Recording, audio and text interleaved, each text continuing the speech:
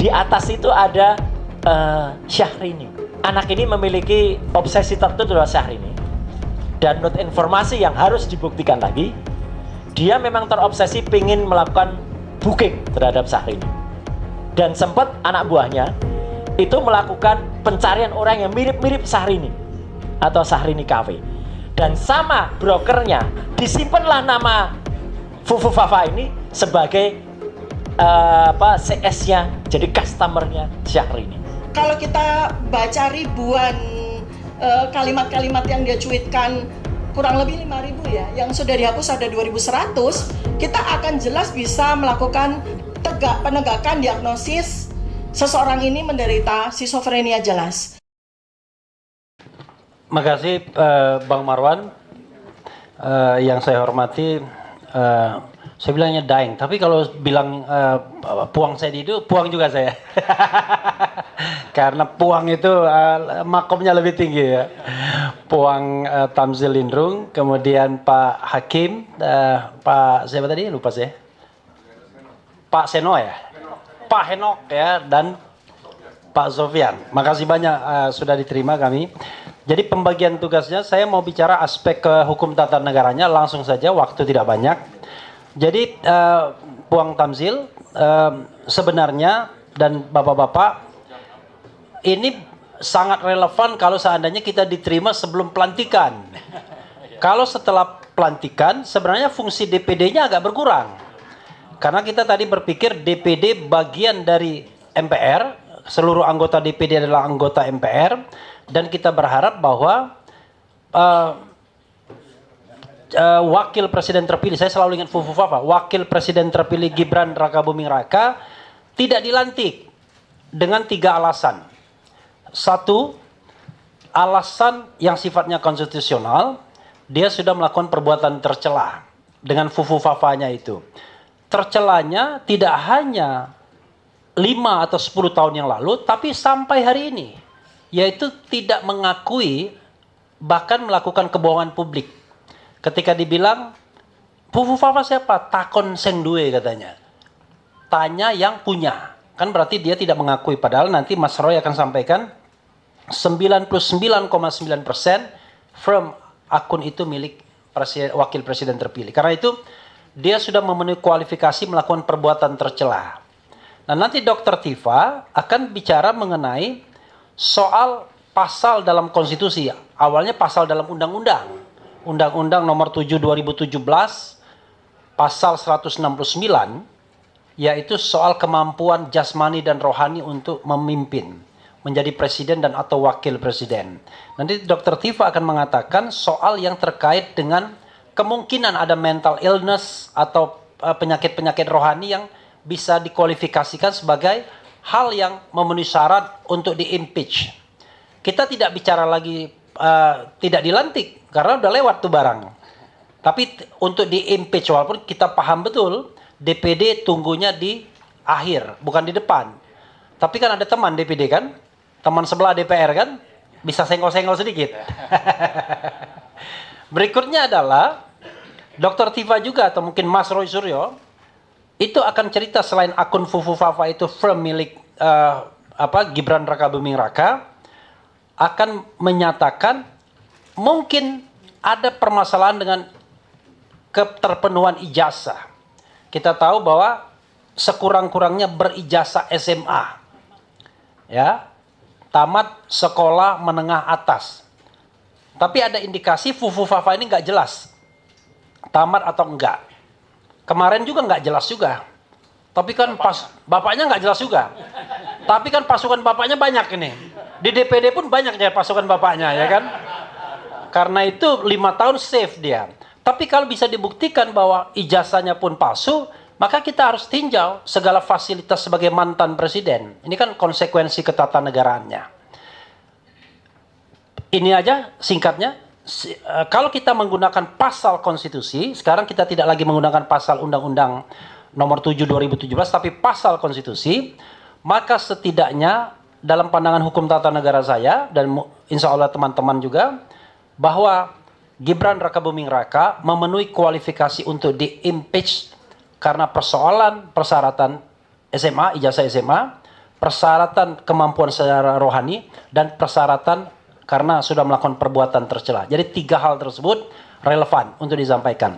Itu yang bisa saya sampaikan karena harus berbagi. Dan terakhir saya mengeluh. Susah sekali masuk gedung DPD ini. Tidak seperti 5-10 tahun yang lalu. Makin lama gedung ini makin eksklusif, makin susah dijangkau, makin parah. Makanya kemudian DPR juga. Dan ternyata DPD tidak diakui di depan sama Satpam. Yang diakui kami pegawai DPR katanya, bukan pegawai DPD. Wabillahi taufiq wal hidayah. Wassalamualaikum warahmatullahi wabarakatuh. Nanti mungkin program kita ini kita nggak perlu pagar ini di DPR ini.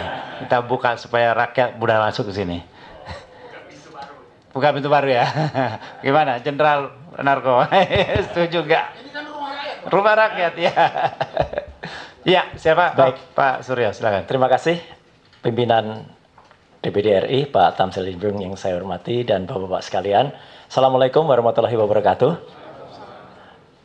Teman-teman, Pak Marwan, Pak Refli, Dr. Tifa, dan semua sahabat-sahabat semua, izin saya nanti sedikit menggunakan alat bantu untuk supaya lebih memudahkan kita semuanya agar pemahaman kita sama, Ketua.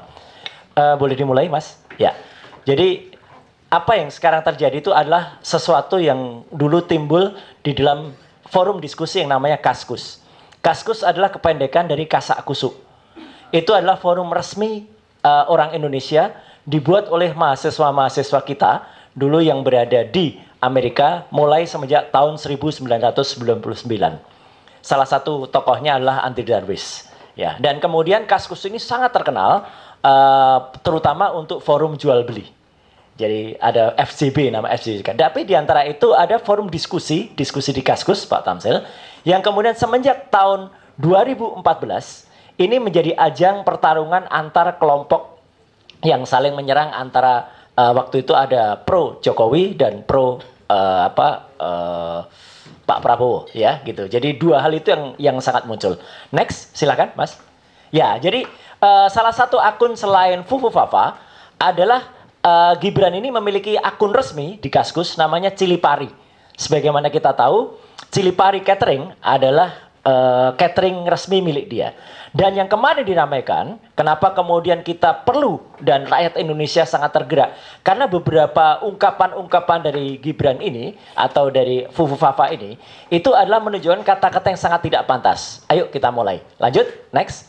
Nah, jadi selain itu juga ini salah satu yang nanti saya gunakan untuk perbandingan adalah akun Instagram resmi dari Gibran Rakabuming Raka. Lanjut, next. Nah, mulai dari sini. Jadi mulai dari sini ini ada akun resmi juga di namanya Cilipari, dan dia sempat ini kelepasan gitu. Jadi dia nulis tanggal tua, enaknya ngedit foto terus nge-share berita hoax di Kaskus. Jadi sebenarnya dia udah ada niat ini untuk melakukan itu. Next, lanjut. Nah, kemudian di sini mulai. Jadi Kaskus itu sistemnya kalau ada berita, maaf agak kecil tulisannya, dia bisa komentar di bawahnya. Jadi misalnya ada kena flu, Pak Prabowo Subianto batal kampanye, terus disebut di situ stroke ringan. Jadi si Fufu Fafa ini komentar stroke ringan. Lanjut, next. Nah, kemudian di sini juga. Jadi udah dibela-belain jadi mualaf, ditinggalin istri dan lain sebagainya. Saya sampai tidak Dibacain dong, nggak apa-apa. Iya. Biar jelas. Nanti sampai malam nanti yang dibacain semua. Tapi ini salah satunya misalnya, udah dibelain jadi mualaf, ditinggalin istri, putra, kemudian homo, ya, kemudian maaf ini kasar sekali, biji tinggal 1, ya, kemudian dan lain sebagainya. Ini salah satu saja contoh cuitan atau tulisan dari Fufu Fafa. Ada tanggalnya, ada jamnya, semua sudah saya tulis. Lanjut, next. Nah, kemudian sampai dia juga kata-katanya kasar sekali. Lu tuh asu gitu. Dia nulis begitu. Ini asli dari Fufu Fafa, ditulis tanggal 12 Agustus 2015. Lanjut, next. Nah, kemudian dia juga nulis tentang festival homo. Jadi ada berita Pak Prabowo galang donasi, dia tidak ingin tersandera politik balas budi, tapi dia komentar festival homo. Homo itu untuk menyerang, maaf ini pimpinan dan semua audiens, menyerang putranya, Mas Didit. Terus lanjut, next. Nah, dia juga menyerang Habibur Rahman, orang Gerindra juga diserang. Ini orang wajahnya jelek banget ya, gitu. Lanjut, next. Nah, kemudian Prabowo sebut 99% rakyat RI hidup pas-pasan. Tampang lu pas-pasan. Gitu. Jadi dia nyerang Pak Prabowo. Lanjut, next. Nah, kemudian ini juga. Istri cerai, anak homo, terus hidup mau untuk siapa gitu ya. Kemudian dia kasihan capres yang anaknya fashion designer homo. Artinya dia selalu menyerang dengan hal yang sangat pribadi ya gitu. Lanjut, next. Nah, agak kecil tulisannya kasihan lu wo gitu. Jadi dia sengaja menyerang. Lanjut, next. Terus ada satu ini dengan Andi Arief waktu itu ketika Mas Andi Arief itu menyampaikan soal dia mau menunjukkan putra pertama Jokowi kok menghilang. Tapi dia jawab, gua nggak menghilang gitu. Lanjut, next. Prabowo nilai ada banyak pemain di Indonesia pandai acting. Dia terus nulis juga, keponakan lu juga jago acting di ranjang. Maaf ini bawahnya tidak kuasa saya baca ya. Dini, Dini gitu. Lanjut, next. Nah, gitu. Ini mohon maaf saya tidak tega untuk membacanya, ya. Sapi, ya. Ini pada ngomongin bokep ya, gitu. Muka pembantu dan lain sebagainya. Next. Next. Enggak, artinya Bapak dan Ibu semua, kata-kata yang ditulis ini sangat-sangat keras dan ini kemudian ada nyinjir umbowo, cerai sama istri, pas mau rujuk tapi nggak jadi, anaknya homo. Lanjut, next. Semua ada tanggalnya, semua ada bulannya, jamnya dan lain sebagainya. Next. Yang dia sudah sampai dia buat stiker, maaf ini Prabowo, ya. Terus next. Ini juga ya dia nyerang soal yang sudah ini nyerang agama sebenarnya. Tapi karena tidak terlalu keras ya, tapi maksud saya ini sudah nyerang junjungan gitu ya. Jadi junjungan, unta dan lain sebagainya. Keras banget ini sebenarnya. Next. Nah, ini. Kemudian pengamat maaf itu. Jelek banget bahasanya ya, gitu pengamat alat kelamin laki-laki gitu ya. Kemudian ganteng-ganteng. Nah, itu alat kelamin lagi. Jadi tulisan-tulisan dia tuh soal selalu alat kelamin, selalu kata-kata kasar, selalu, dan makanya kan kita bertanya, siapa sih Fufu Fafa ini? Lanjut, next. Nah gitu, jadi terus ya, lanjut, next gitu. Jadi dia nyerang capres kalau Prabowo buta hatinya, kemudian Indonesia tidak damai, tanpa Prabowo Indonesia damai. Lanjut, next. Nah, sama dia membayangkan nih, nanti mungkin Dokter Tifa yang bisa menjelaskan ya, psikiatri anak ini kacau gitu. Mau membayangkan Prabowo yang mendaki gunung Semeru, terus pas sampai puncak dia mengibarkan, terus dia turun ke bawah jadi landak ya, kok bisa jadi landak itu ya, gitu. Kemudian pas sampai di bawah dia langsung membeli jagung bakar. Jadi ini pikirannya meloncat-loncat ini pimpinan. Lanjut, next. Nah, ini banyak kata-kata dia. Nanti semua bisa saya serahkan sebagai bukti. Ini ya, Mas Refli kita sudah kumpulkan. Lanjut, next. Saya nanti akan sampai ke analisisnya. Lanjut, supaya tidak terlalu lama. Karena kata-katanya ya isunya banyak sekali keras. Lanjut, next. Nah, kemudian dia ini dia nulis ketika ada berita tentang Pak Prabowo belepotan tinta usai nyoblos, Pak Prabowo menunjukkan tangan. Kemudian asosiasi dia langsung kasihan Om Bowo. Sudah lama cerai jadi nggak pernah celup-celup lagi. Jadi dia langsung mengasosiasikan tangan yang berlepotan tuh habis nyelup-nyelup sesuatu gitu. Pengertian Mas Anies pastikan nikah massal ketika Mas Anies menjadi gubernur DKI, dia langsung komentar, "Wow, suruh ikut." gitu. Ini kan kasar banget gitu loh. Lanjut, next. Nah, istri cerai, anak homo, terus mau lebaran sama siapa? Kasihan capres yang anaknya fashion designer homo. Terus, next. Terus lagi. Nah, kemudian udah dibela-belain jadi mualaf ini yang tadi ya, tapi saya khususkan saja. Lanjut, next. Nah, mulai kita pada analisis Bapak dan Ibu semua. Jadi pembicaraan tentang Fufu Fafa ini menurut Drone Emprit, salah satu analis yang cukup terkenal dan sering dipakai, itu adalah telah mengambil pembicaraan dari ruang publik yang cukup keras. Jadi ini tidak bisa dibiarkan. Masyarakat sudah melihat isu Fufu Fafa ini sangat-sangat ramai di permukaan kita. Lanjut, next. Dan nah ini mulai saya gabungkan. Jadi artinya Bapak dan Ibu, kita punya beberapa yang saya gunakan sebagai petunjuk. Satu adalah nama Cilipari. Cilipari Catering itu adalah akun resmi yang diakui oleh Gibran Rakabuming sebagai usahanya. Kedua, dia punya akun namanya RK Genarli. RK Genarli itu adalah akun dia di sosial media yang ternyata terhubung melalui Cilipari.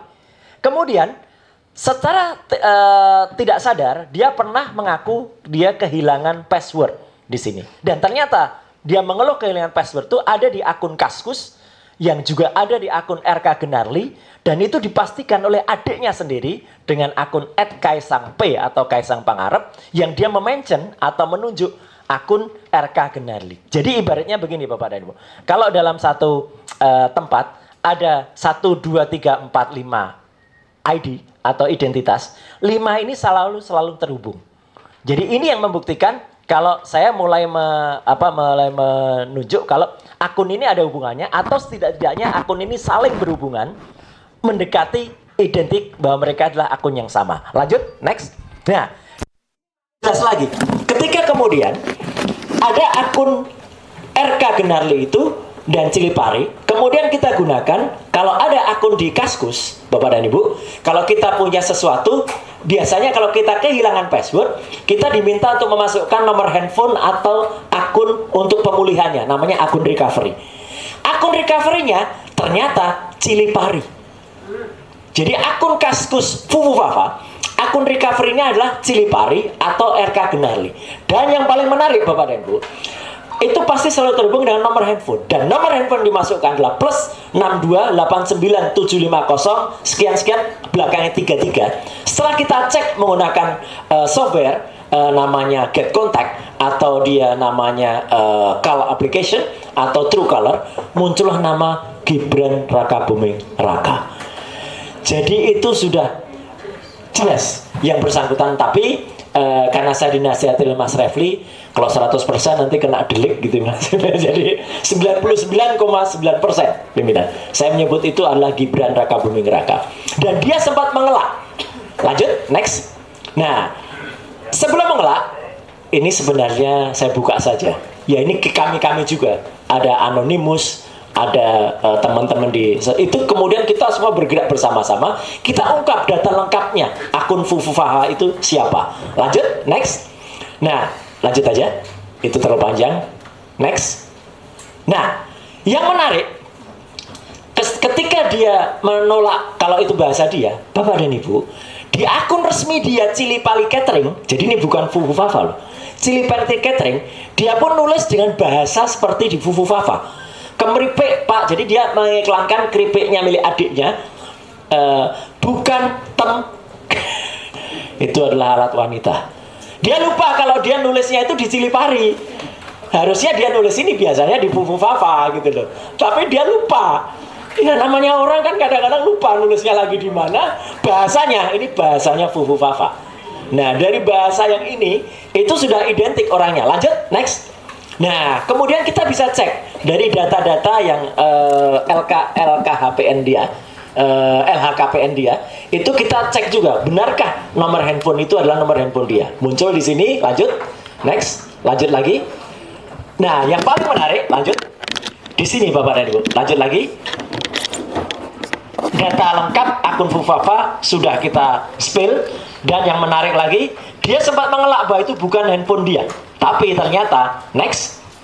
Nah di sini dia juga muncul di akun yang lain. Ini lebih keras lagi. Form Spring. Jadi beda dengan Kaskus, dia ada juga di Form Spring. Bahasanya juga kasar juga, bahasanya juga seputar alat kelamin, penistaan terhadap orang dan wanita. Lanjut, next. Nah, ini adalah data diri dari kalau nomor handphone itu dimasukkan, maka ini adalah muncul Gibran Rakabuming Raka. Yang menarik juga di situ, next. Di atas itu ada Syahrini. Ya. Tapi bukan Syahrini artis itu. Jadi ini mohon maaf, ini supaya teman-teman tahu saja. Ya. Orang ini anak ini memiliki obsesi tertentu adalah Syahrini. Dan menurut informasi yang harus dibuktikan lagi, dia memang terobsesi ingin melakukan booking terhadap Syahrini. Dan sempat anak buahnya itu melakukan pencarian orang yang mirip-mirip Syahrini atau Syahrini Cafe. Dan sama brokernya atau maaf ini gigolonya atau ibunya, apa itu ibu ya bukan ibunya itu apa maknya itu namanya ya germonya itu di Mucikari, disimpanlah nama Fufu Fafa ini sebagai CS-nya, jadi customernya Syahrini. Jadi sudah kelakuannya sudah luar biasa. Lanjut, next. Jadi nama dia pun terekam. Inilah data digital Bapak dan Ibu. Dan data-data ini dengan hormat saya bisa pertanggungjawabkan 100%. Ya, tidak akan bohong, tidak akan tertipu. Lanjut, next. Nah, bahkan mereka berdua, ini ada rekamannya ketika diwawancara oleh kumparan.com.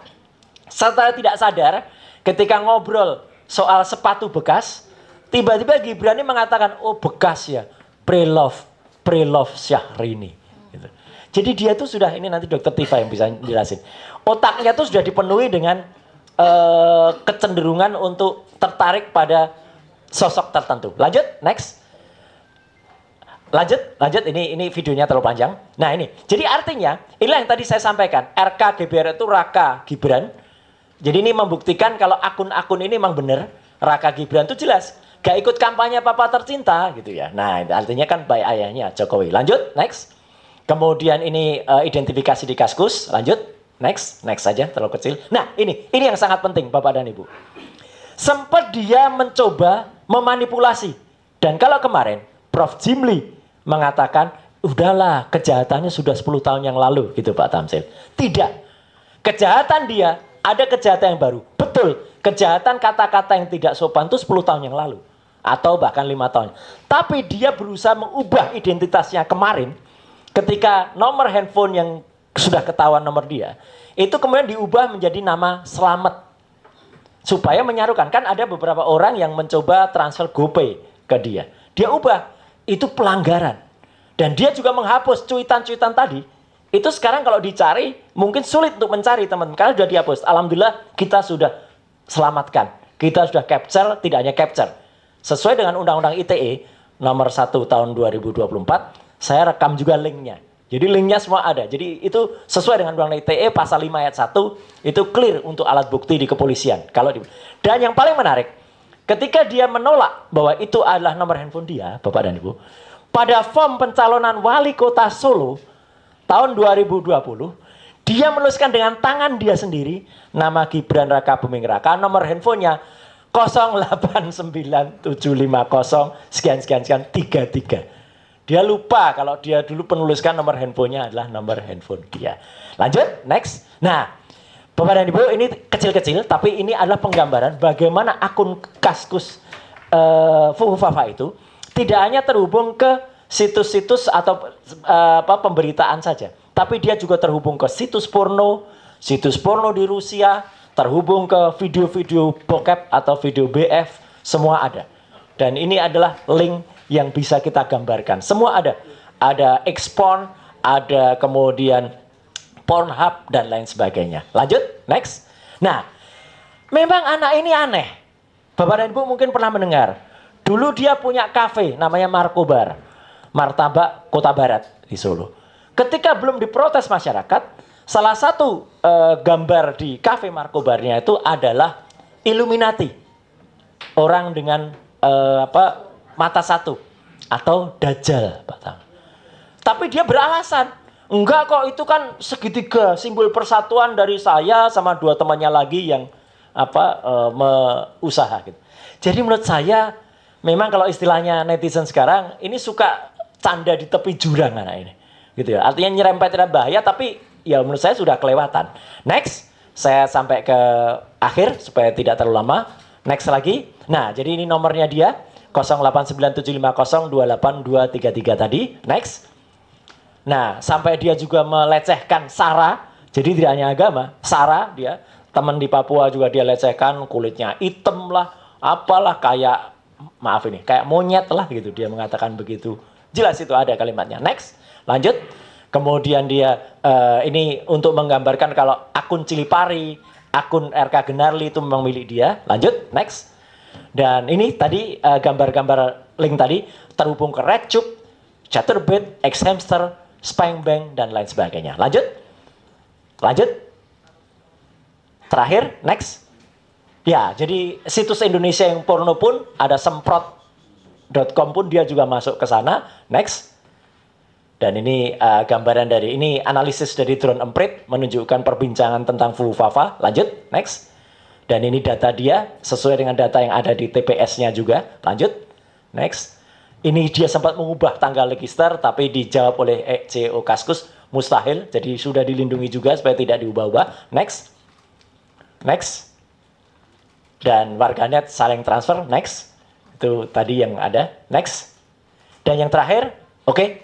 Ya, yang terakhir, pimpinan DPD yang saya hormati dan teman-teman semua, tidak hanya saya yang sudah menyampaikan, sebenarnya videonya ada, tapi terlalu panjang untuk dimuat, jadi saya izin tidak memutarnya, tapi nanti sebagai bukti kami ke DPD, BSSN, Badan Cyber dan Sandi Negara, itu sudah mengkonfirmasi, sebenarnya akun Fufufafa itu adalah Gibran Raka Buming Raka. Dan iya, sudah BSSN, dan itu sudah dimuat di bocor alus Tempo. Dan sempat ditanyakan ke yang bersangkutan, nah inilah anak ini bohong, menjawab tidak. Tapi lucunya, bapak-bapak dan bapak-ibu semuanya, adiknya Kaisang Pangarep ketika ditanya menjawab itu milik Kak Gibran. Jadi anak ini bohong, bohong dalam waktu yang belum lama. Jadi artinya kalau itu sesuai dengan undang-undang sudah melakukan tindakan tidak terpuji, saya kira benar. Sekian, terima kasih. Wassalamualaikum warahmatullahi wabarakatuh. Jadi ini kesalahan besar DPD, Pak Tamsil. Iya kan? Harusnya kita diterima sebelum pelantikan, coba bayangkan. Kita tercatat dalam sejarah punya wakil presiden yang kayak begini.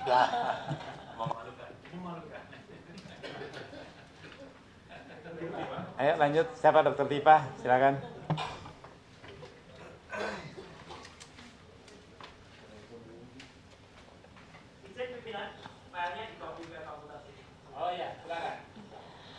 Bismillahirrahmanirrahim. Assalamualaikum warahmatullahi wabarakatuh. Bapak Ketua Pimpinan yang saya hormati, beserta jajaran, serta Bapak dan Ibu sekalian yang hadir. Saya Dr. Tifa dipercaya untuk memberikan penjelasan dari aspek kedokteran klinis, ya, sebagaimana kompetensi yang saya kuasai. Ini saya melakukan disclaimer dulu. Saya adalah dokter lulusan Fakultas Kedokteran Universitas Gadjah Mada, dan untuk kompetensi yang terkait dengan Fufufafa ini, behavioral neuroscience, adalah kompetensi saya yang saya peroleh dari program doktor yang saya tempuh di Universitas Indonesia. Artinya saya dokter yang cukup memiliki kompetensi untuk menyampaikan beberapa hal yang ingin saya sampaikan pada forum yang terhormat ini.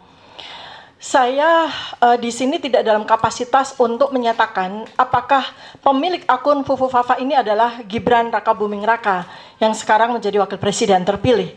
Saya hanya menyoroti dari aspek klinis apa yang saya temukan dari yang saya lakukan riset, saya lakukan analisis terhadap cuitan-cuitan dia di dalam akun Fufufafa yang mengindikasikan, yang saya lakukan assessment bahwa pemilik akun ini memang mengalami problematika dari sisi psikiatri, dan itu jelas terlihat dari serangkaian cuitan-cuitannya yang konsisten.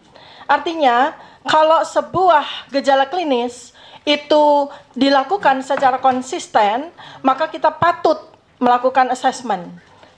Artinya tersangka, kalau dalam bahasa kedokteran klinis adalah suspected. Kita belum bisa menegakkan diagnosis, karena menegakkan diagnosis psikiatri itu membutuhkan waktu yang lama. Pengamatan, observasi, wawancara, itu dilakukan berbulan-bulan untuk bisa menegakkan diagnosis apakah seseorang itu tegak diagnosis sebagai penderita gangguan jiwa atau tidak.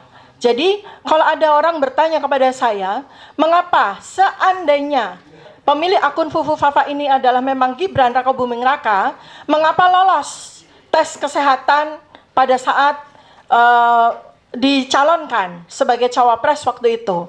Maka jawaban saya di sini adalah tidak mungkin sebuah diagnosis tegak atas gangguan jiwa dilakukan pada saat waktu yang amat sangat singkat ketika yang bersangkutan itu menjalani pemeriksaan kesehatan di rumah sakit yang ditunjuk.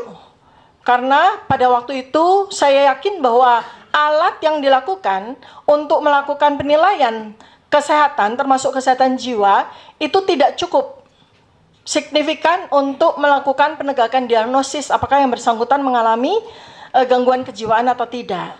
Nah, karena itu maka saya di sini sampaikan beberapa indikasi saja ya, artinya beberapa indikator dari cuitan-cuitan Fufu Fafa ini yang saya yakin bahwa teman-teman sejawat psikiatri, seandainya mereka diberikan kesempatan untuk melakukan assessment, observasi, dan ini sangat mungkin dilakukan. Tidak perlu harus kita bertemu dengan yang bersangkutan dan wawancara, tapi kita melakukan sebuah analisis terhadap tulisan-tulisan seseorang, itu kita bisa membuat sebuah indikator-indikator bahwa yang bersangkutan ini kita bisa teruskan, kita bisa jalankan untuk melakukan pemeriksaan kejiwaan secara lebih lanjut.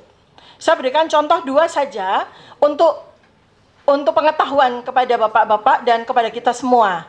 Ada 2 yang jelas ini menunjukkan adalah sebuah gangguan jiwa tipe ya, schizophrenia, tipe schizophrenia ya. Jadi ada satu yang dia cuitkan, yang dia tuliskan, dan ini menarik karena ada waktu-waktu tertentu ya, ketika seseorang itu mengalami gangguan hormonal yang berkaitan dengan psikiatri. Jadi dia menulis tanggal 21 Juni 2014 pukul 23.51. Penderita gangguan jiwa itu susah tidur.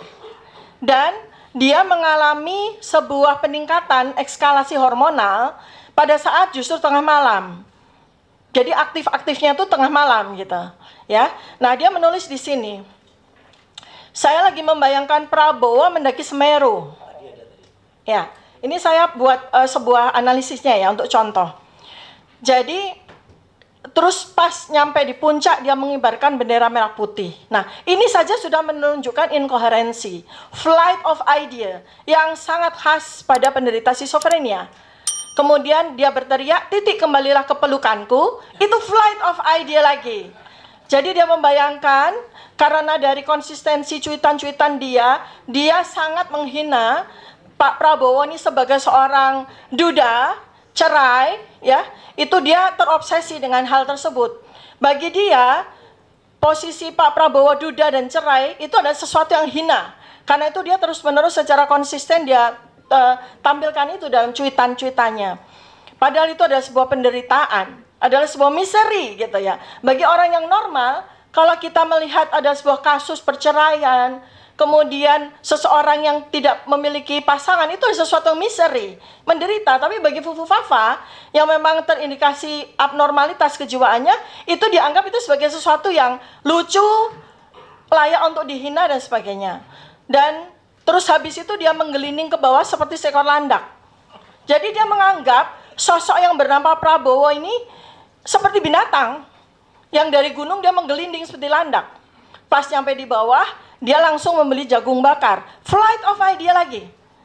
Ketika dia sedang membayangkan gunung, dia membayangkan Prabowo menggelinding dengan lucu, lalu kemudian dia langsung flight of idea, ingat bahwa di puncak itu ada orang jualan jagung bakar.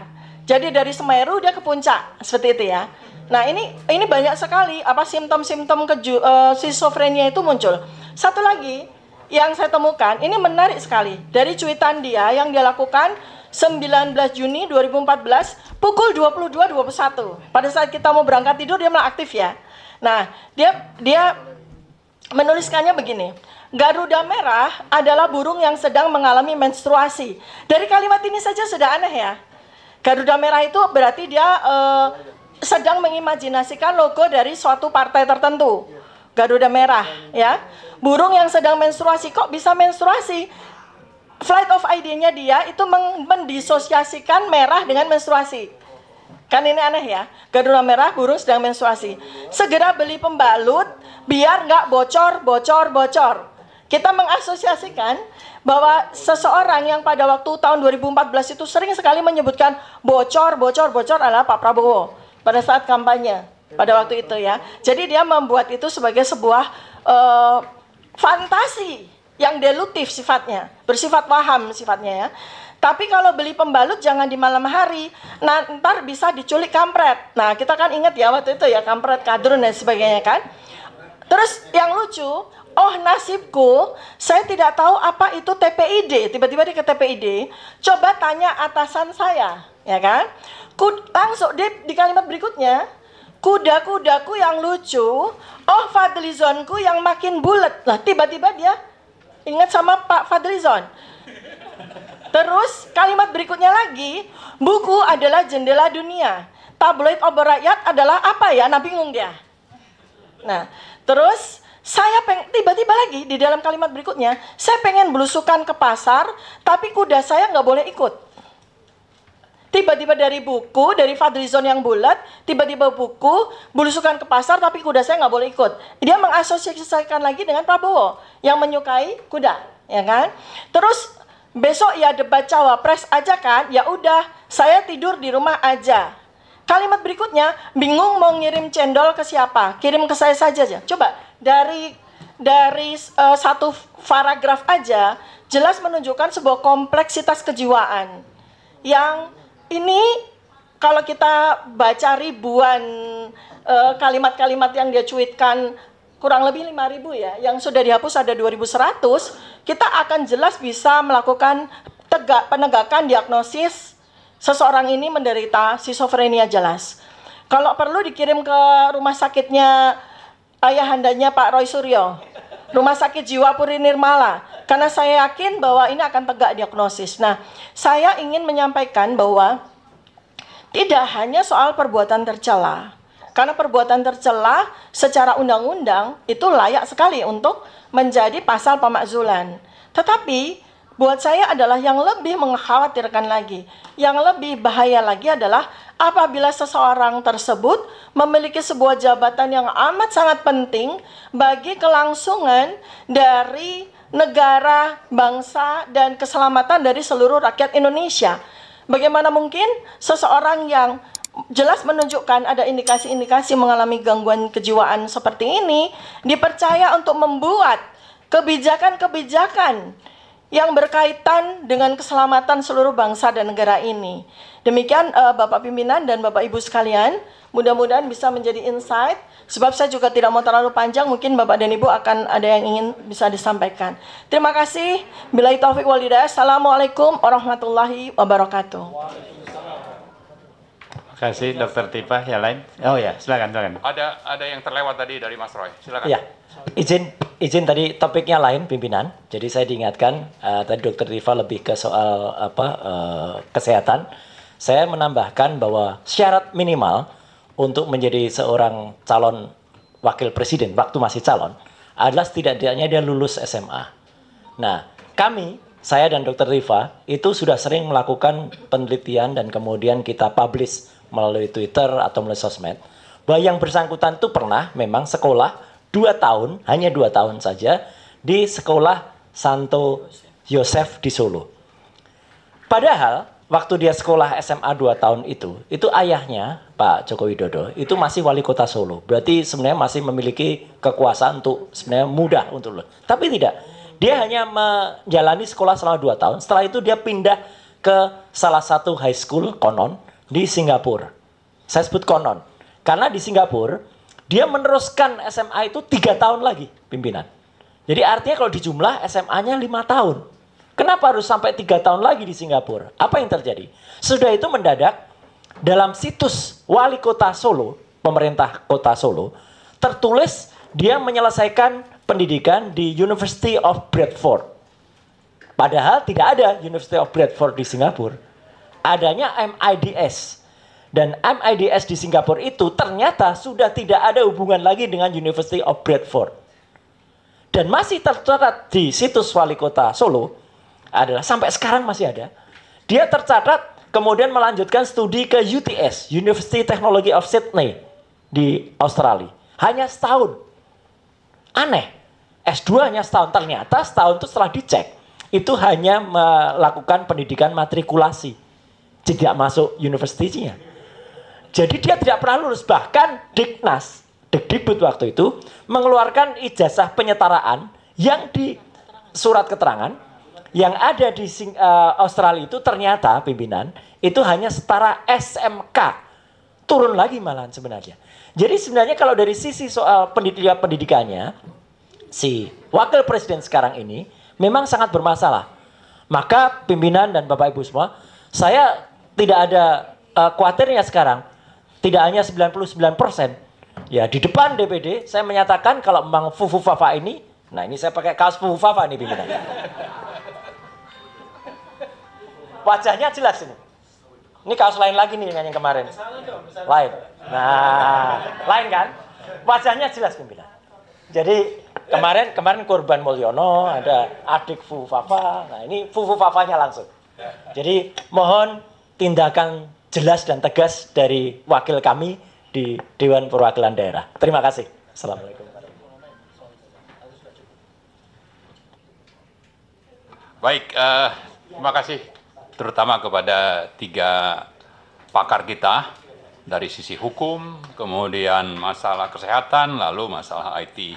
Berikutnya nanti akan dilanjutkan oleh Pak Narko, Pak Said Didu, Pak Antoni, Pak Musni, dan mungkin beberapa teman dari belakang. Singkat-singkat saja. Ya, terima kasih. Silakan Pak Narko.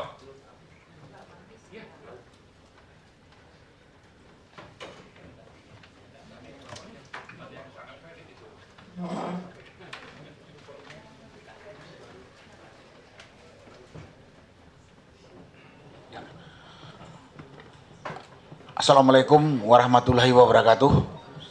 Salam sejahtera bagi kita semua, Bapak pimpinan rapat dan seluruh anggota pimpinan, rekan-rekan, Bapak Ibu yang saya hormati dan saya muliakan. Terima kasih saya diberi kesempatan. Saya melihatnya dari sisi sosial, Pak. Semuanya sudah jelas yang disampaikan oleh Pak Roy dan Bu Tifa. Ini orang tidak normal, abnormal. Singkatnya gitu aja kalau nggak mau bilang sakit jiwa gitu, Pak. Dan saya melihatnya tampilannya dan kebiasaannya, Pak. Seorang wali kota di kantornya mainan anak-anak dikumpulkan. Terus pada saat debat kelihatan sekali kelakuannya kayak anak kecil. Kemudian setiap ada dia suka keluyuran atau suka belusukan juga itu ke pesantren kemana gitu. Kan nanti kalau ditanya, saya ingat dia datang ke salah satu pesantren mungkin di Jawa waktu dia di Solo, dikatakan, apa kiat Bapak Wali Kota bisa seperti ini? Apa dia jawab? Saya masih ingat, dia jawab, kau turutin saja nasihat guru, kau nanti akan maju seperti saya. Terus kemarin hari kedua dia belusukan ke salah satu pembangun MRT. Ya mungkin di salah satu pembangun MRT. Kemudian ditanya oleh wartawan, apa harapan Bapak dengan pembangunan ini? Langsung dia ambil mic, kasihkan wamen, jawab. Dari sini ini kan bukan pemimpin. Dan lain-lain, tampilannya yang miring-miring dan segala macam itu. Menurut saya ini penghinaan buat kita yang normal nih, Pak. Terutama anak muda dipimpin oleh orang seperti ini gitu. Saya ngeliatnya situ, Pak. Nggak pantas. Malu kami dipimpin orang-orang yang tidak jelas, yang datanya tadi disampaikan oleh Pak Roy Suryo dengan Bu Tipa. Nggak ikhlas saya dipimpin sama orang seperti ini. Di samping bisa saja Pak Presiden, Pak Prabowo itu berhalangan. Tetap. Bisa muncul gilanya, diapakan Republik Indonesia ini gitu. Karena itu panjang lagi, kalau saya katakan sangat panjang. Karena itu pada kesempatan di forum ini kepada Bapak dari DPD, kami sampaikan bahwa dengan data yang telah begitu lengkap, saya mewakili rakyat dan banyak yang bersuara kepada saya. Banyak teman-teman di Malaysia kok bisa dapat. Teman saya yang di Malaysia itu, kok bisa sih wakil presiden Indonesia seperti itu? Saya mengkhawatirkan tadi, presiden berhalangan, dia pimpin, waduh, diarahkan kemana ini Republik Indonesia gitu, Pak? Dan saya juga dan teman-teman banyak yang waras pasti tidak terima dipimpin orang nggak waras gitu Pak. Karena itu kami menyarankan apa yang disampaikan. Saya lihat dari sisi sosial dan pandangan semua rakyat. Berharap sesuai dengan hukum, konstitusi, aturan yang ada harus dimakzulkan. Terima kasih. Wassalamualaikum warahmatullahi wabarakatuh.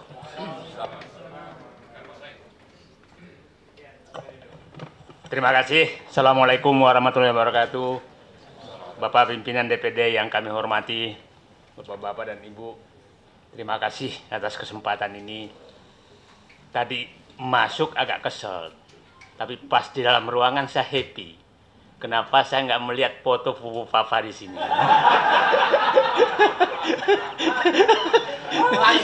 Ini pukulan juga. Jadi bukan sindiran. Dia tahu kita mau datang, mungkin diganti dulu. Jadi kelihatannya membuat saya happy. Saya nggak kebayang kalau ketemu foto Fufu Papa di sini agak. Saya hanya ingin menyatakan kita 10 tahun dipimpin oleh presiden yang diawali dengan kebohongan SMK dan kehancuran yang dibikin sangat dahsyat. Jangan lagi kita dipimpin oleh selain pembohong, kasar, dan lain-lain yang diucapkan tadi. Turunan dari yang lalu. Tambahan dari yang lalu. Turunan dan tambahan. Kalau hanya turunan sama, jadi turunan dan tambahan yang lalu. Karena sudah sangat demikian dan dirancang oleh keluarga dia. Dan kita semua hanya diam pasrah menerima ini. Saya tidak terbayang 280 juta orang dipimpin oleh manusia yang karakternya sudah dijelaskan sangat ini tadi. Pertanyaan saya di depan anggota Dewan yang terhormat, saya tidak bisa membayangkan negeri ini kalau terjadi apa-apa terhadap Prabowo dan kita dipimpin oleh Gibran. Saya tidak bisa terbayang. Setiap saya melihat langkahnya, saya kok ada pemimpin negara besar seperti ini, dan kok saya menjadi rakyatnya gitu.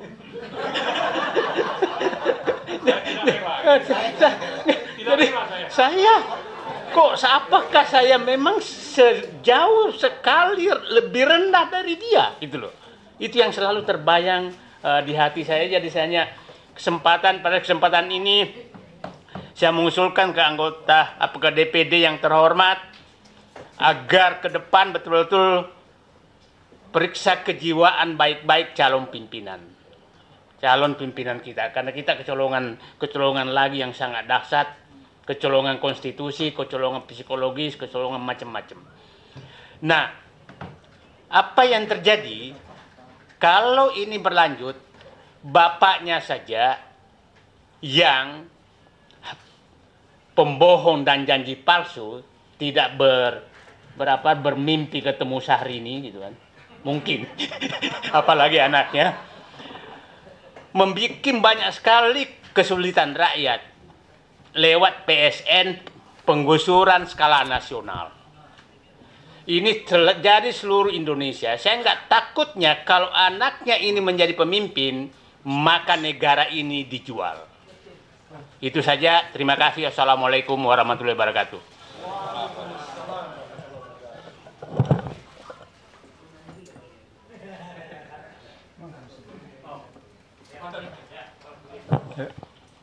Terima kasih pimpinan DPD yang terhormat, kawan-kawan, Bapak Ibu sekalian di sini. Sebetulnya semuanya sudah tercakup apa yang disampaikan oleh kawan-kawan ini, oleh Roy Suryo dan Dr. Tifa. Tapi saya ingin menambahkan sedikit saja bahwa semuanya sudah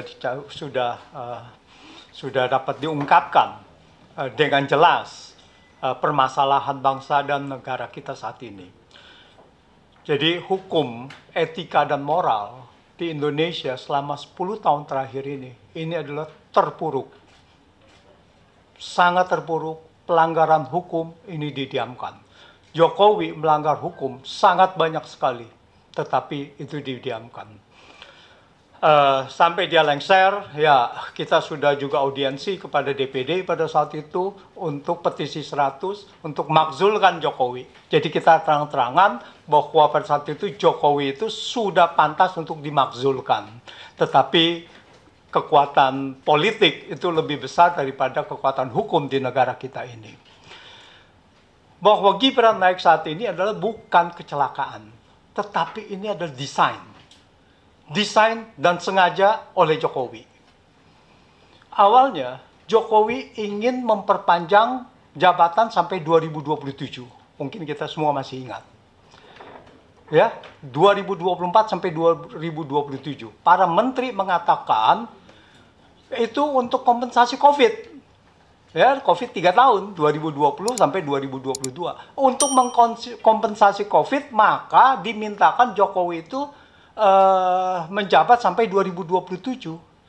Tapi intinya adalah bahwa 2027 itu Gibran sudah 40 tahun. Ini adalah desainnya.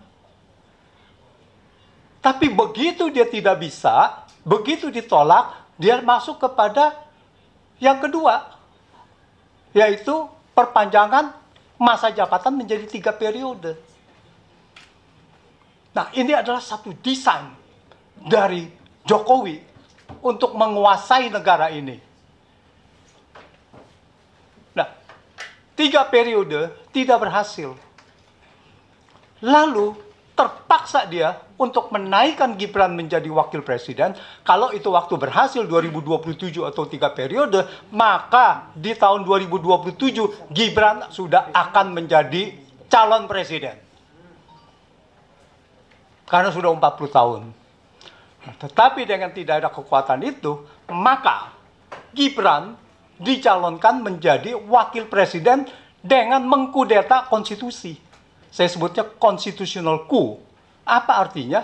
Artinya seolah-olah ini sah, tetapi dengan merubah konstitusi yang harusnya tidak sah, tetapi menjadi sah dengan merubah konstitusi.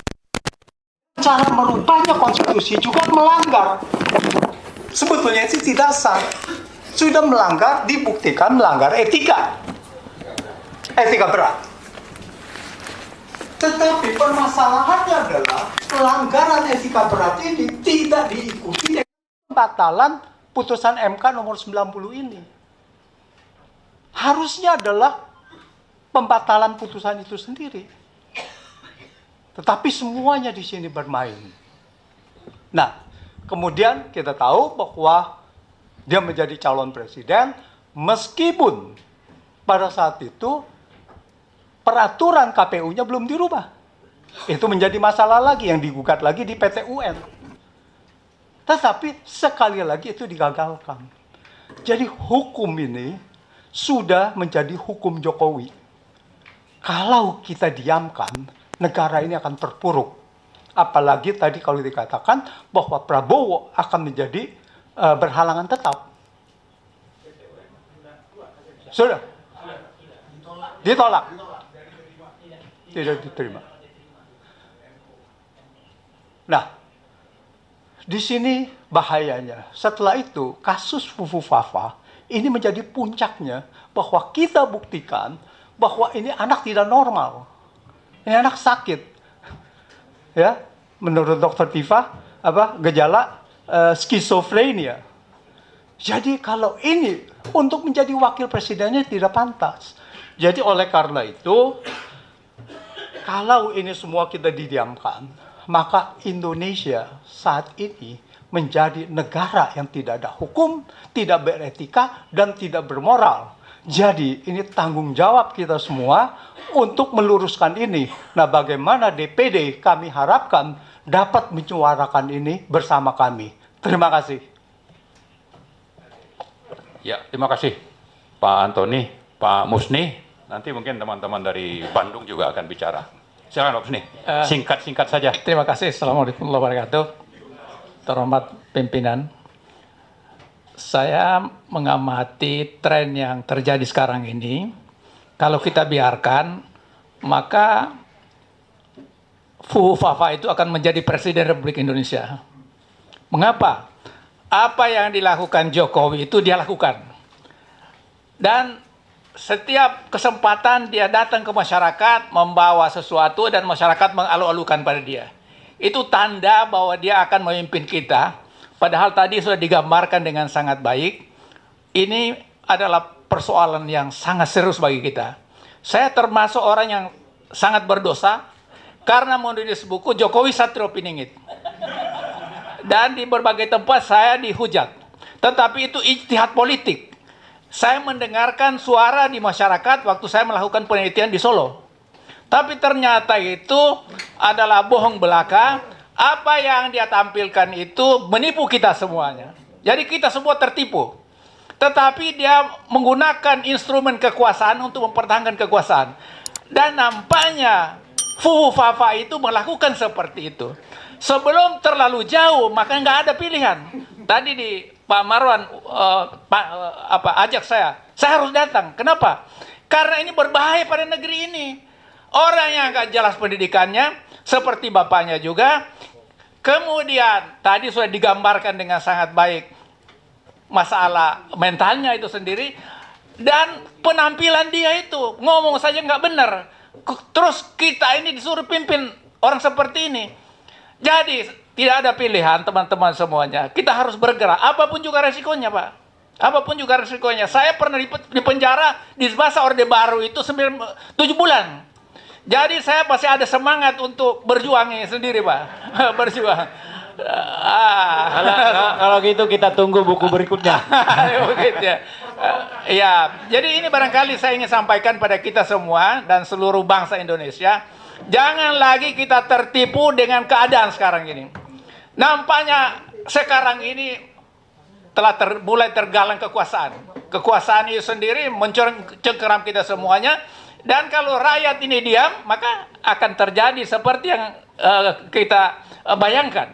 Kita ini orang berpendidikan semuanya, jadi kita bisa memprediksi apa yang bakal terjadi. Dan itu saya nggak ingin terjadi seperti itu. Terima kasih. Assalamualaikum warahmatullahi wabarakatuh. Assalamualaikum warahmatullahi wabarakatuh. Ini namanya istilahnya ditangkap kawang, tidak ditangkap kewajiban.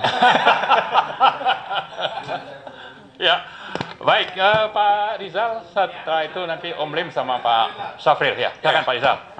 Baik, tinggi. Assalamualaikum warahmatullahi wabarakatuh. Pimpinan DPD yang saya hormati, saya memperkuat dari aspek hukum, sebagaimana disampaikan oleh Pak Refli Harun. 3 hal yang ingin dikemukakan. Yang pertama, Yang pertama berkaitan dengan awalnya tidak dilantik Gibran, sekarang sudah dilantik, berarti masuk dalam kategori pemakzulan. Karena di dalam pasal 7A Undang-Undang Dasar 45 itu presiden dan atau wakil presiden. Untuk 2 hal yang terkena padanya, 1 tidak memenuhi syarat, dan yang kedua perbuatan tercela. Kan kita ketahui bahwa bisa di-impeachment jika melakukan pengkhianatan negara, korupsi, tindak pidana berat, lalu ada perbuatan tercela dan tidak memenuhi syarat. Saya kira dua-duanya tadi sudah diungkapkan tentang itu. Tidak memenuhi syarat dan perbuatan tercela. Jadi sudah bisa masuk kategori impeachment. Yang kedua adalah bahwa ini juga masuk apa yang ditetapkan oleh MPR TAP nomor 6 tahun 2001 soal etika kehidupan berbangsa. Di situ disebutkan bahwa perlu mundur pejabat negara atau penyelenggara negara yang melakukan pelanggaran atas kaidah dan sistem nilai atau tidak mampu. Saya kira masuk kategori itu gitu. Nah, bagusnya mundur secara sukarela. Tapi jika tidak, ada klausula lain dimundurkan. Dan itu masuk dalam pasal 3 TAP MPR tahun 2001 tentang kewajiban lembaga tinggi negara untuk menjalankan ketetapan MPR 6 2001. Dan MPR sekarang ini tidak menjadi lembaga tertinggi negara, tapi lembaga tinggi negara masuk dalam kategori itu. Gitu. Sedangkan untuk bisa memakzulkannya, itu tidak perlu dalam status lembaga tertinggi negara, karena memang sudah diatur dalam Undang-Undang Dasar 1945 pasal 7A. Jadi maksudnya adalah konteks ini MPR dalamnya ada DPD punya kewajiban untuk menjalankan ketetapan MPR 6 tahun 2001. Berarti harus melakukan proses menuju ke impeachment itu dari presiden atau wakil presiden. Yang ketiga, dengan dilantiknya Gibran sebagai wakil presiden, maka itu jadi bukti hukum telah terjadi pelanggaran atau pemenuhan delik nepotisme sebagaimana diatur dalam Undang-Undang 28 tahun 1999 tentang KKN. Pasal 22 gitu. Bahwa nepotisme adalah delik. Ancaman hukumannya maksimum 12 tahun. Berarti pelakunya bisa ditangkap dan ditahan di atas 5 tahun. Maka dengan dilantiknya Gibran terbukti nepotisme dari keluarga Jokowi. Jokowi, Iriana, Anwar Usman, dan Gibran itu bisa diproses hukum. Gitu. Itu petisi 100 sudah laporkan ke Bareskrim. Hanya tahun kemarin karena presidennya masih Jokowi, jadi berat. Nah sekarang sudah turun Jokowinya. Maka mudah-mudahan kita dorong supaya proses berjalan. Atau kalau enggak, kita buat aduan ulang, laporan ulang untuk melakukan desakan baru agar Jokowi, Iriana, Anwar Usman, dan Gibran itu diproses hukum. Karena sudah terbukti nepotisme dengan dilantiknya 20 Oktober.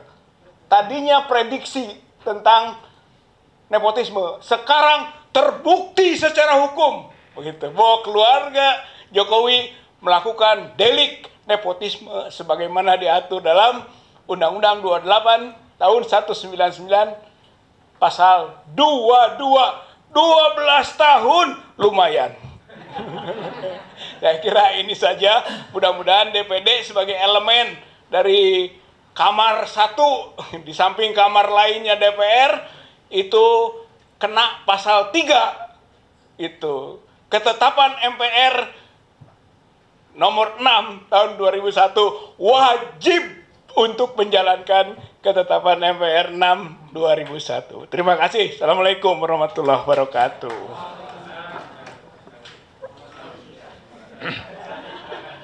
Assalamualaikum warahmatullahi wabarakatuh.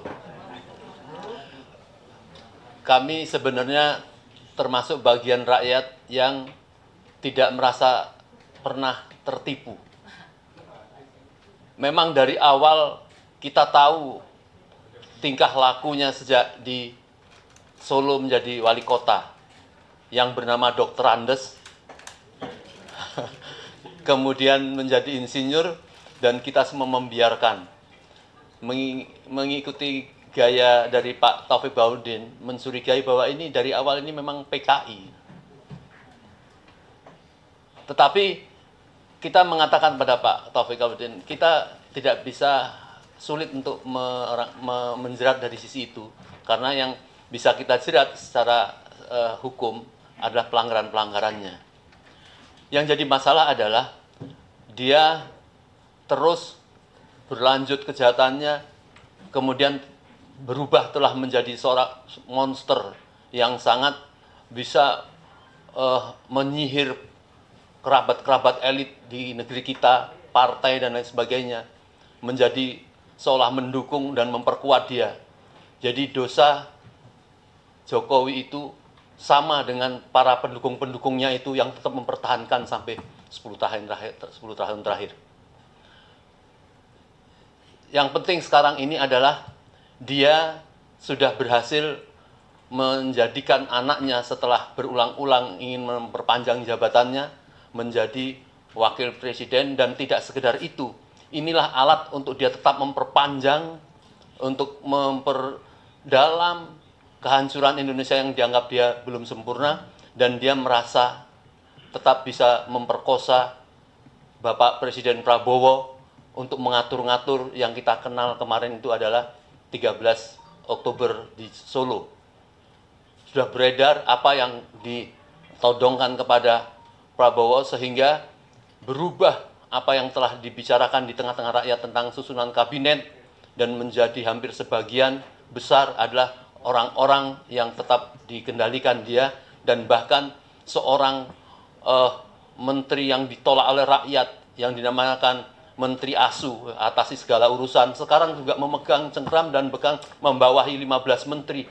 Dan ini jelas rakyat melihat bahwa masih dalam cengkramannya. Lebih-lebih dikatakan bahwa sudah didaulat nanti awal November sudah dibawa, Prabowo harus menghadap ke China ya, dengan beberapa agenda, tentunya salah satunya melanjutkan IKN dan sebagainya. Kalau itu terjadi, oleh karenanya saya berharap Bapak kita di DPR, DPD berhentilah sejenak untuk mengkoreksi dan menanggapi ini. Tadi sudah disampaikan sebenarnya bukan ini awal baru, tetapi dari sejak terakhir kita ingin menyampaikan itu kepada wakil rakyat, tetapi memang nampaknya ada penghalangan, termasuk indikasi dihentikan proses PT-UN oleh PDI, kemudian banyak hal-hal yang lain yang kemudian mereka hentikan. Oleh karenanya kita serius semua rakyat Indonesia untuk mengevaluasi ini sebelum terjadi bencana yang lebih dalam dan kita tidak mampu merubahnya. Dan prediksi Prabowo entah ada kaitannya apa tidak, dulu mengatakan Indonesia 2030 akan bubar. Dan saya kira menurut saya sekarang ini pada dasarnya sudah tidak mempunyai kedaulatan rakyat. Dan saya yakin ya, bahwa ada momentumnya nanti ini para rakyat dan para guru besar yang sekarang sedang berdiam diri nanti akan berbicara bersama-sama, pasti akan mempermasalahkan permasalahan bangsa kita ini. Saya kira itu. Assalamualaikum warahmatullahi wabarakatuh.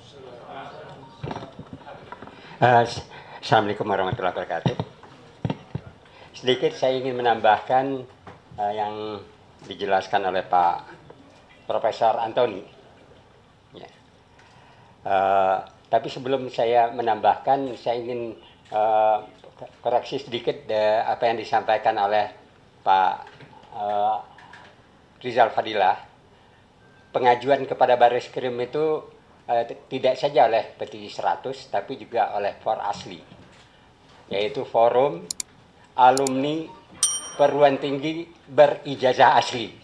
Ketuanya Pak, nah ini beliau ketuanya dari Capak ITB.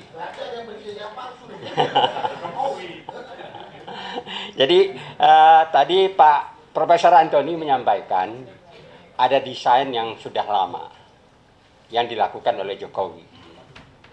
Tapi dalam hal ini kita juga harus tahu ya, Jokowi itu di belakangnya siapa gitu. Nah, ini bukan berupa analisis, tapi ini berupa fakta. Kejadiannya pada tahun 2014. 4 bulan setelah Jokowi disahkan jadi presiden. Waktu itu berkunjung ke Beijing ditemani oleh Puan.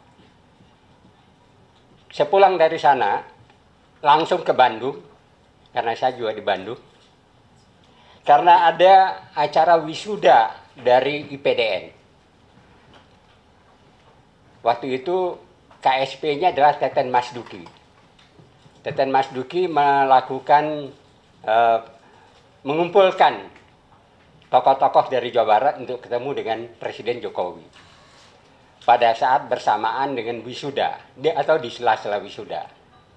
Di situ disampaikan oleh Jokowi bahwa dia baru pulang dari Tiongkok dan ketemu Xi Jinping, dan dia berbunga-bunga menyampaikan betapa hebatnya Cina, dan dia telah melakukan perjanjian. Perjanjian itu akan dibantu dan programnya akan dilaksanakan di Indonesia.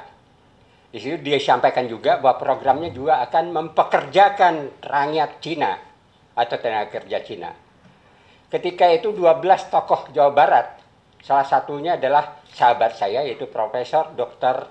Asep Orlan SH MH, sedikit kesal karena dia bilang itu tidak mungkin karena ada undang-undang tenaga kerja. Tidak gampang mempekerjakan tenaga asing dari Cina.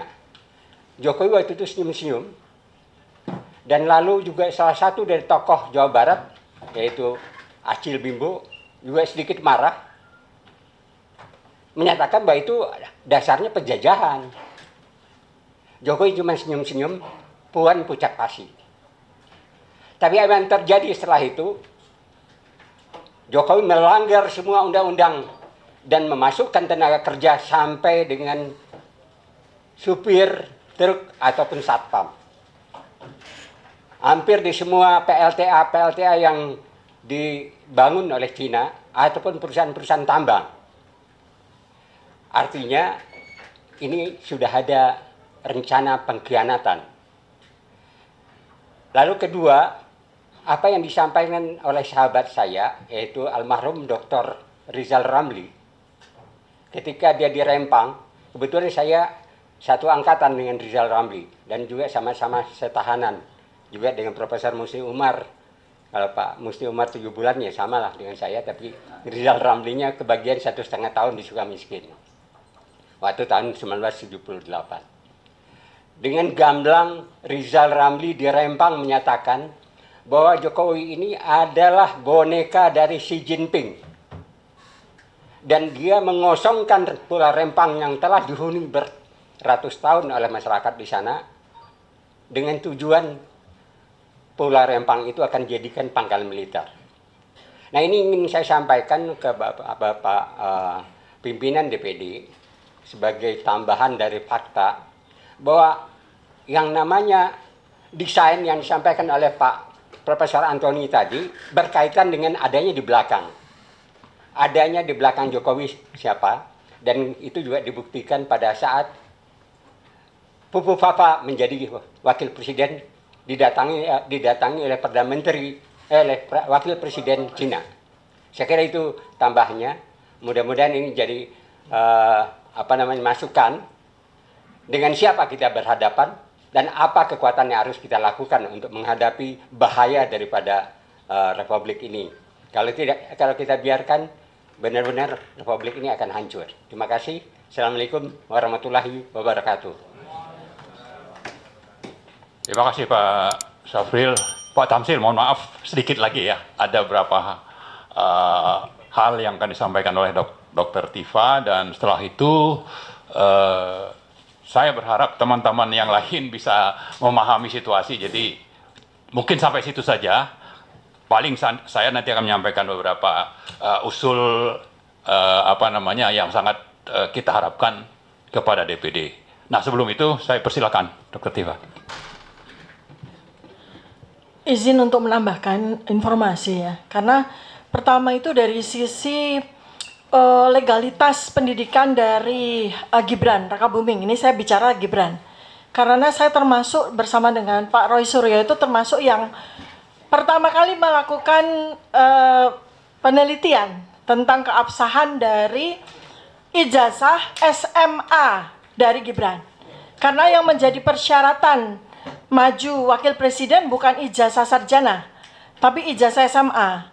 Yang sampai dengan hari ini tidak ada satupun, bahkan Gibran sekalipun, itu bisa membuktikan bahwa dia memiliki ijazah SMA. Dia pada waktu acara narasi TV ketika kami berdua meramaikan soal ijazahnya dia, itu dia mengatakan bahwa ada 2 tokoh yang mengatakan ijazah saya palsu.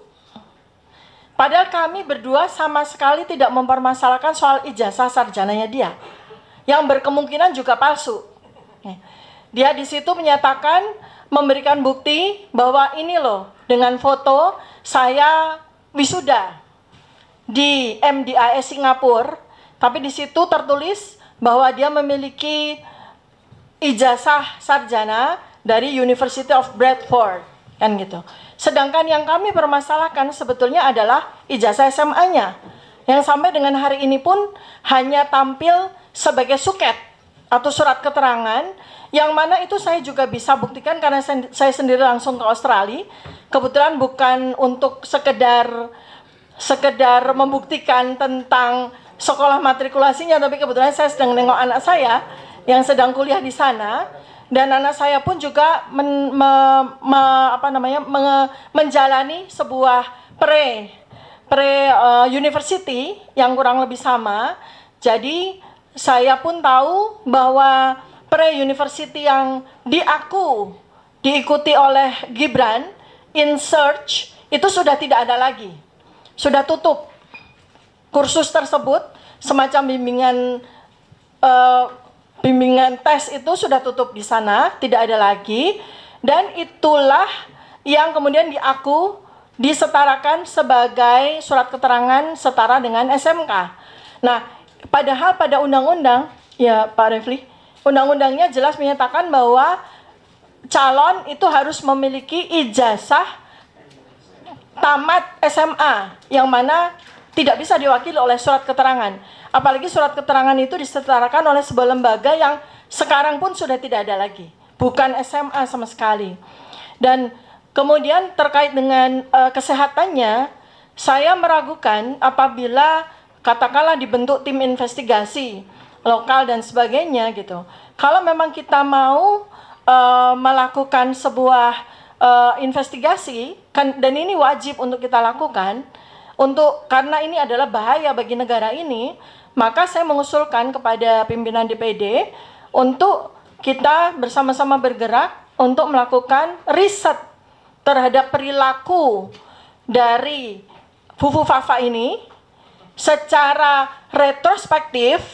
Artinya kita bisa melakukan riset retrospektif, menelaah dari sejak tahun 2014, kemudian kita juga bisa melakukan kohort prospektif, kurang lebih 6 bulan, kita bisa melihat secara observasional kohort dari perilaku-perilaku yang dia lakukan selama 6 bulan ke depan. Saya yakin kalau itu dilakukan akan tegak diagnosis sebagai schizophrenia plus obsesif kompulsif. Karena kalau dari penelitian dilakukan oleh Pak Roy Suryo, dia sangat terobsesi dengan benda-benda intim, baik dari laki-laki maupun perempuan, dan sosok-sosok yang menjadi objek obsesifnya. Termasuk di sini adalah Pak Prabowo sendiri, kemudian juga Syahrini. Demikian yang bisa saya sampaikan. Jadi permintaan dari kami adalah barangkali mungkin apakah dari DPD atau dari mana bisa melakukan investigasi yang seperti yang saya usulkan tadi. Terima kasih banyak. Ya, terima kasih Dr. Tifa. Jadi kesimpulannya. Bisa sedikit saya boleh bicara sedikit. Udah, nanti aja. Nanti aja kita. Nanti aja. Nanti nggak. Sudah hampir maghrib. Iya. Nanti. Nanti bisa disampaikan langsung. Iya. Ya, jadi intinya sebetulnya kami berharap DPD bisa menjadi pionir sekaligus penyambung aspirasi rakyat di seluruh Indonesia. Karena kita paham bahwa jumlah pemilih anggota DPD itu lebih banyak dari jumlah pemilih anggota DPR. Jadi sangat mewakili, sangat representatif. Karena itu usul tadi, yaitu usul DPD sebagai pionir untuk dilakukannya proses pemakzulan Gibran sesuai dengan pasal 7A dan prosesnya yang mungkin nanti 7B yang kita sama-sama paham, dan delik untuk itu saya kira secara legal konstitusional itu lengkap. kemudian dari sisi undang-undang tentang KKN itu tadi yang disebut Pak Rizal, atau juga dari sisi yang lebih awal yaitu persyaratan. Jadi sudah sangat lebih dari cukup lah kalau kita bicara delik untuk pemakzulan itu. Nah, mungkin sedikit tambahan bahwa saya kira Cina memang sangat berperan, tapi politik sandra yang dilakukan oleh Joko Widodo sehingga agenda ini bisa berjalan lancar itu adalah bagaimana partai-partai itu disandra kasus-kasusnya sehingga agenda itu bisa jalan.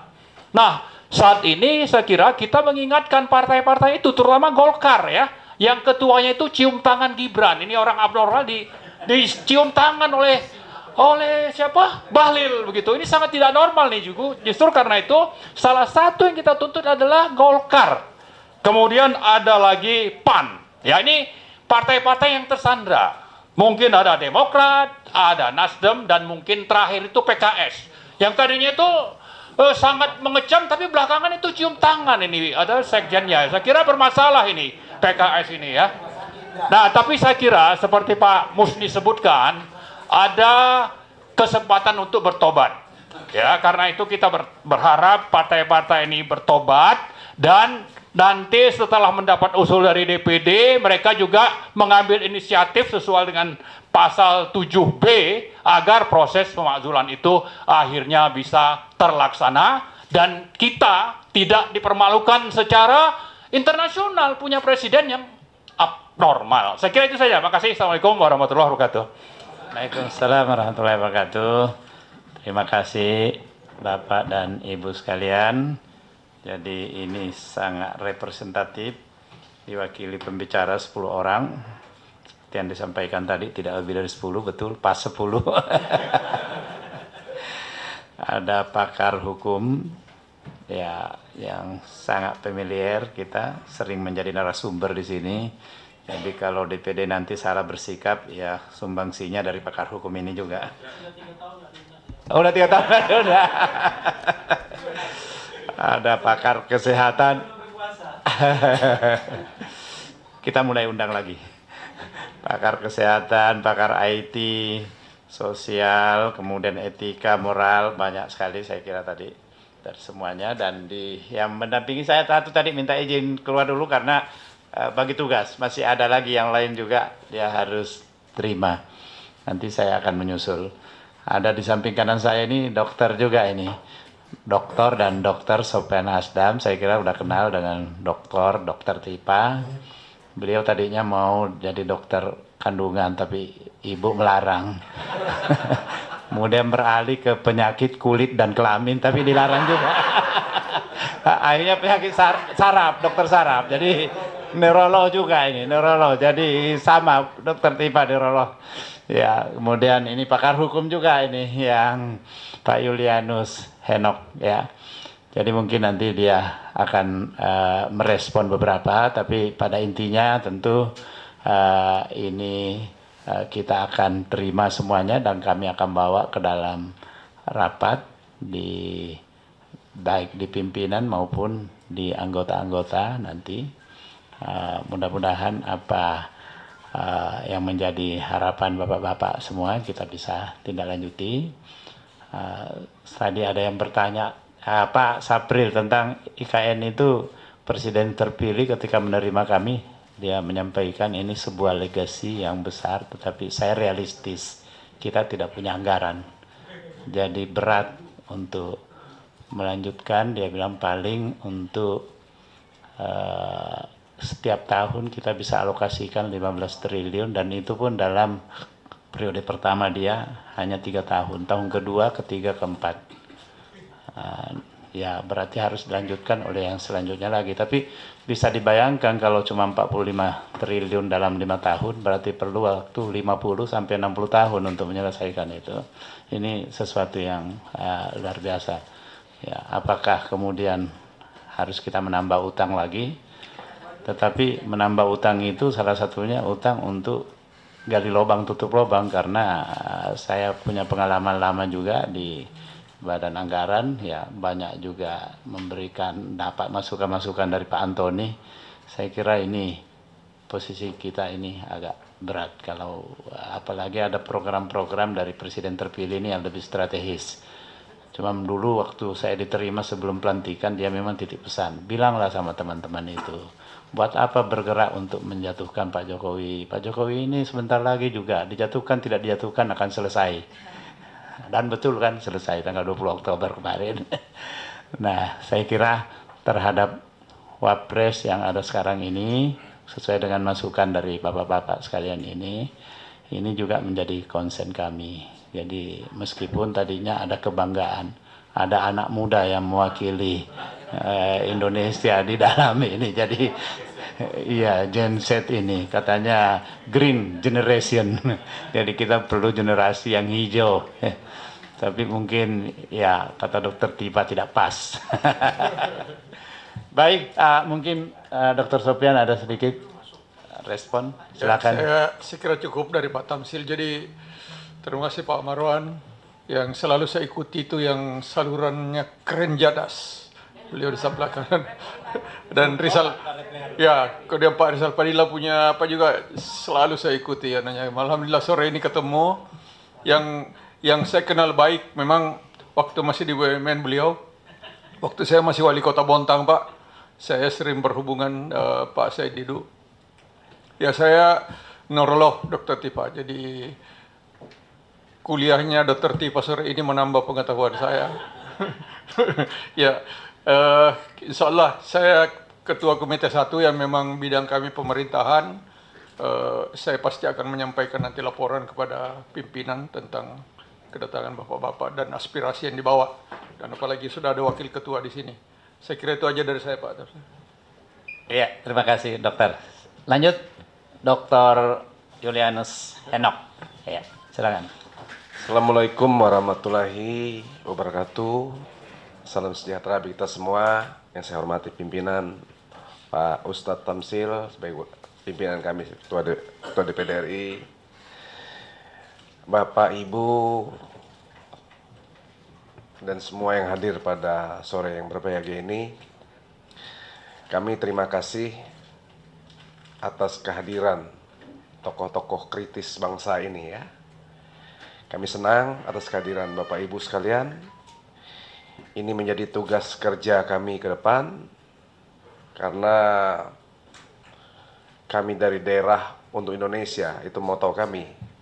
Sehingga saya sebagai pimpinan di Badan Akuntabilitas Publik BAP, kami menerima laporan-laporan seperti ini selain masalah kerugian negara, juga masalah hal-hal seperti ini, masalah administrasi ya. Jadi ini menjadi catatan dan masukan kami yang sangat baik, Pak Marwan, Pak Profesor Refli Harun, ya, Antoni, dan yang paling sering saya lihat ini Pak Profesor Roy Suryo. Belum ya Pak ya, Pak Dr. Roy Suryo ya. Ya, ini tokoh-tokoh yang luar biasa ya. Saya hari ini langsung bisa melihat ini orang-orang kritis terhadap bangsa ini. Kita perlu orang-orang yang kritis supaya yang nggak benar di bangsa ini kita perbaiki bersama-sama.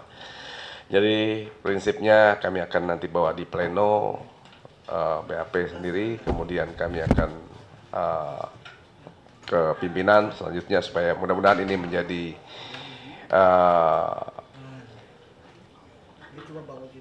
hal yang urgent untuk kami bahas nanti. Sekali lagi atas kesempatan dan penjelasan yang luar biasa ini dari tokoh-tokoh yang berkompeten, kami rasa sangat penting buat kami apabila kami membutuhkan data-datanya nanti, baik bentuk laporan dan sebagainya. Ya dari hukum ada ya, dari BP ada ininya ya, bentuk laporannya ya, ada BP. Pimpinan BP, pimpinan sekjenan, ya, ya nanti ya beliau Pak Helmi, berdiri Pak Helmi. Terima kasih Pak. Dari kesekjenan kami, beliaulah yang akan memberikan laporan-pelaporan sehingga kami akan bisa menindaklanjuti. Sekali lagi terima kasih. Assalamualaikum warahmatullahi wabarakatuh. Salam sejahtera kita semua. Waalaikumsalam warahmatullahi wabarakatuh. Saya kira demikian pertemuan kita dalam kesempatan ini. Nah, waktu juga udah maghrib. Tapi masukan-masukan dari bapak-bapak sekalian ini, sekali lagi kami tentu akan bahas di dalam forum yang lebih representatif di internal DPD. Dan saya tahu bahwa Bapak Ibu ini adalah narasumber yang selama ini sering dihadirkan di dalam kegiatan FGD